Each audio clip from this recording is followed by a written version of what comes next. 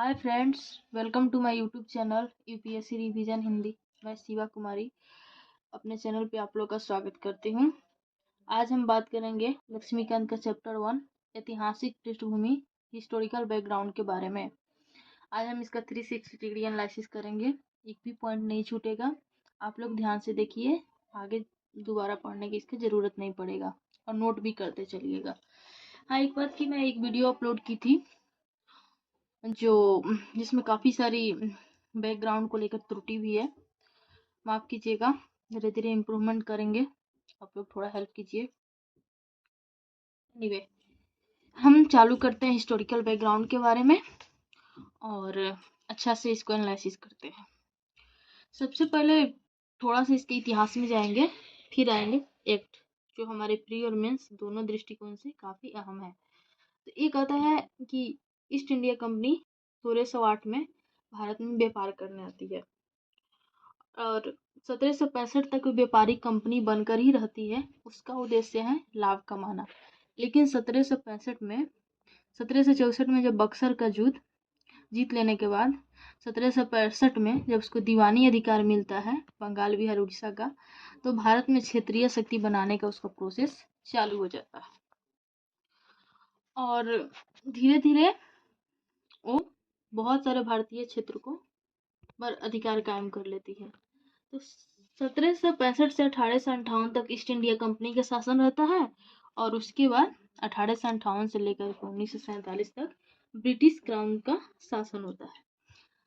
क्योंकि स्वतंत्रता मिलने के बाद हमारे भारतीयों को एक संविधान बनाने की आवश्यकता महसूस हुई और संविधान में बहुत सारे ऐसे प्रावधान हैं जो ब्रिटिश गवर्नमेंट से के संसद से, तो कुछ 1935 के अधिनियम से, तो कुछ एक्ट से लिया गया है। इसलिए ये चैप्टर हम लोग के पढ़ने के लिए काफ़ी उपयोगी है, इसलिए पढ़ना ज़रूरी है। तो आज हम बात करेंगे 1773 से 1858 तक कंपनी का रूल और नेक्स्ट वीडियो में 1858 से 1947 ताज का शासन पढ़ेंगे। तो आज हम बात करते हैं 1773 का एक्ट। 1773 का एक्ट के बारे में लाने के पीछे मकसद क्या था? तो इंडिया में ईस्ट इंडिया कंपनी को कंट्रोल करने की दिशा में ब्रिटिश सरकार द्वारा उठाया गया फर्स्ट कदम था। इससे पहले इतना अच्छा कदम नहीं उठाया था, थोड़ा बहुत नियंत्रण करता था, लेकिन फर्स्ट टाइम नियमित और नियंत्रित करने की दिशा में ब्रिटिश गवर्नमेंट द्वारा फर्स्ट कदम था।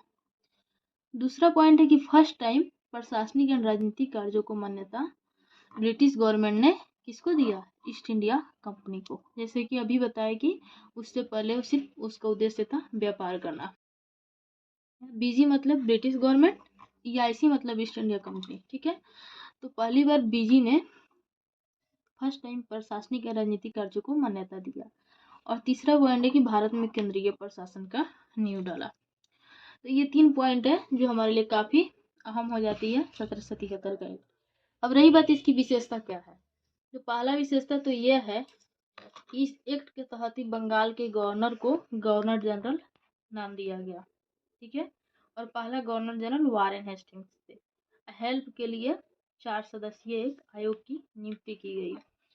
दूसरा पॉइंट है मद्रास एंड बम्बई के गवर्नर को बंगाल के गवर्नर के अधीन कर दिया गया। तीसरा है कंपनी के जो भी कर्मचारी थे उसे निजी व्यापार या रिश्वत लेना पर प्रतिबंध कर दिया गया। चौथा है कि कोई भी डायरेक्टर का कोर्ट ऑफ डायरेक्टर का गठन किया गया, जो ईस्ट इंडिया कंपनी जो भी सैन्य, रेवेन्यू, नागरिक से रिलेटेड जो भी यूज करती थी उसका जानकारी court of directors British government को देता था। इसलिए एक और इम्पोर्टेंट है कि इसी एक्ट के तहत 1773 के एक्ट के तहत 1774 में कोलकाता में सुप्रीम कोर्ट का स्थापना हुआ और इसमें एक मुख्य न्यायाधीश और 3 अन्य न्यायाधीश थे। अब फर्स्ट न्यायाधीश सर एलिजाइम पे थे। Okay, I hope you understand. 1773 का एक्ट में सारे पॉइंट को हमने डिस्कस कर दिया। अब हम बात करते हैं 1781 का रेगुलेटिंग एक्ट के बारे में, ठीक है।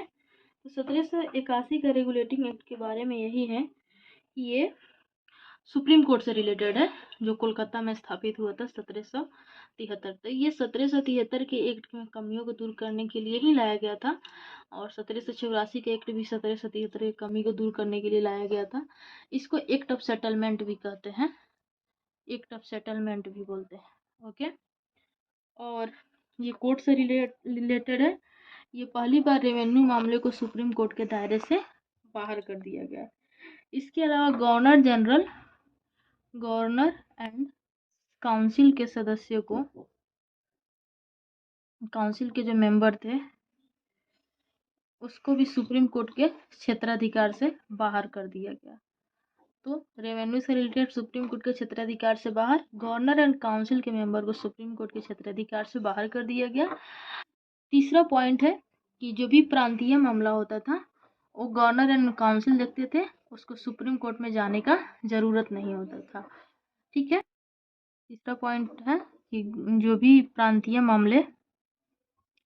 मामले यही देखते थे, गवर्नर जनरल एंड काउंसिल देखते थे और सुप्रीम कोर्ट में जाने की जरूरत नहीं था। चौथा है कि क्योंकि सुप्रीम कोर्ट कोलकाता में था तो कोलकाता के सारे लोगों को न्यायालय के व्यू से सुप्रीम कोर्ट कोलकाता में देख रेख होती थी।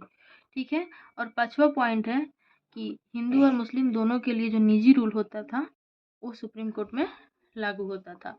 तो ये 1781 का रेगुलेटिंग एक्ट उतना इम्पोर्टेंट नहीं है, लेकिन वही है मकसद कि सुप्रीम कोर्ट से रिलेटेड था। इसे एक्ट ऑफ सेटलमेंट कहते हैं। रेवेन्यू से राजस्व रिलेटेड चीज को सुप्रीम कोर्ट से बाहर कर दिया गया। प्रांतीय मामले को देखरेख गवर्नर और उसके काउंसिल करने लगा, और जो भी क्षेत्राधिकार था कोलकाता के लोग को कोलकाता सुप्रीम कोर्ट देखता था। और पांचवा पॉइंट था कि जो भी हिंदू मुस्लिम के निजी कानून थे उस पर वही लागू होते थे। राइट, अब आता है 1784 का रेगुलेटिंग एक्ट।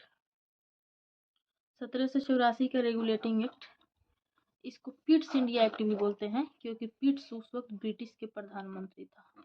ठीक है, तो इसका भी बहुत महत्वपूर्ण है क्योंकि पहली बार कंपनी के राजनीतिक एंड यानी कमर्शियल एंड पॉलिटिकल मामले को डिस्ट्रीब्यूट कर दिया गया, व्यापारिक मामले को अलग, पहले एक ही में था, इस एक्ट के तहत पहली बार अलग कर दिया गया। राजनीतिक मामले को, इसको 2 पॉइंट में कर लीजिएगा, बोर्ड ऑफ कंट्रोल देखता था एंड व्यापारिक मामले को निदेशक मंडल देखता था।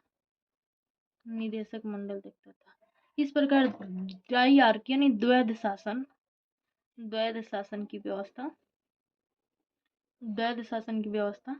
शुरू हो गया। ठीक है, तो 1784 के एक्ट के तहत कंपनी के व्यापारिक और राजनीतिक मामले अलग, एक बोर्ड ऑफ कंट्रोल का गठन किया गया, एक निदेशक मंडल का गठन किया गया, इसको नियंत्रण बोर्ड और निदेशक मंडल, और ये दोनों अलग अलग प्रभार देखते थे, और यानी द्वैध शासन की व्यवस्था।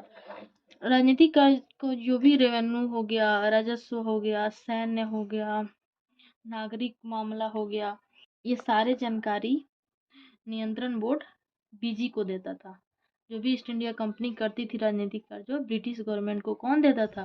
बोर्ड ऑफ कंट्रोल देता था। तो 1784 के एक्ट में ये बहुत इंपॉर्टेंट है, इसको मैंने चर्चा कर दिया। ठीक है, ये भारत में बहुत इंपॉर्टेंट है क्योंकि पहली बार कंपनी के शासन को ब्रिटिश गवर्नमेंट का क्षेत्र कहा गया। ठीक है, अब आते हैं 1786 का अधिनियम। ठीक है, 1786 में कर्नवालिस को बंगाल का गवर्नर जनरल बनाया गया। 1786 का अधिनियम, कर्नवालिस को बंगाल का गवर्नर जनरल बनाया गया। लेकिन गवर्नर जनरल बनने से पहले 2 शर्तें रखी थी। पहला इसका शर्त ये था कि वह वो जैसे अभी हम 1773 के एक्ट में बोले थे कि एक गवर्नर जनरल और 4 अन्य सदस्य होता था, तो वो मिल करके कोई निर्णय लेता था। ये कर्नवालिस ने बोला कि वो परिषद के निर्णय को निरस्त कर सकता है, यानी कमांडर इन चीफ भूमिका, एंड यानी परिषद का निर्णय उसको, एक तो सेनापति की भूमिका निभाना चाहता था कि वो सेनापति बने, और दूसरा वो परिषद के निर्णय को निरस्त कर सकता है। ओके, तो 1786 का एक्ट हमने देख लिया, यानी कि अगर विशेष जरूरत पड़े तो कंपनी के मामले को निरस्त कर सकता है, और सेनापति के उन पद लेने पे राजी हुआ तो बंगाल का गवर्नर जनरल बना। ठीक है, 1786 का अधिनियम जान गए। अब आता है 1793 का चार्टर एक्ट। 1793 का एक्ट, ठीक है। इसमें कंपनी के शासन को 20 साल के लिए बढ़ा दिया गया। ठीक है, कंपनी के शासन को 20 साल के लिए बढ़ा दिया गया। और जो जैसे कि कर्नवालिस ने बोला था कि परिषद के निर्णय को विशेष परिस्थिति में निरस्त कर सकता है, तो उस चीज को यहाँ पर भी जारी रखा गया है। ठीक है, व्यापारिक अधिकार को बढ़ा दिया गया। ये कमांडर इन चीफ की, सॉरी कमांडर इन चीफ नहीं, जो सेनापति विशेष निर्णय को निरस्त कर सकता था, उसको जारी रखा गया। और बस इसमें कुछ खास नहीं था। और जो भी नियंत्रण बोर्ड के कर्मचारी थे, उसका भुगतान भारतीय रेवेन्यू में से देना था। इसको हम पढ़ेंगे नेक्स्ट वीडियो में, और विस्तार से पढ़ेंगे। आज आज के लिए इतना ही। वीडियो पसंद आए तो लाइक और सब्सक्राइब कमेंट कीजिए। और थैंक यू सो मच। आगे कंटिन्यू करेंगे फिर।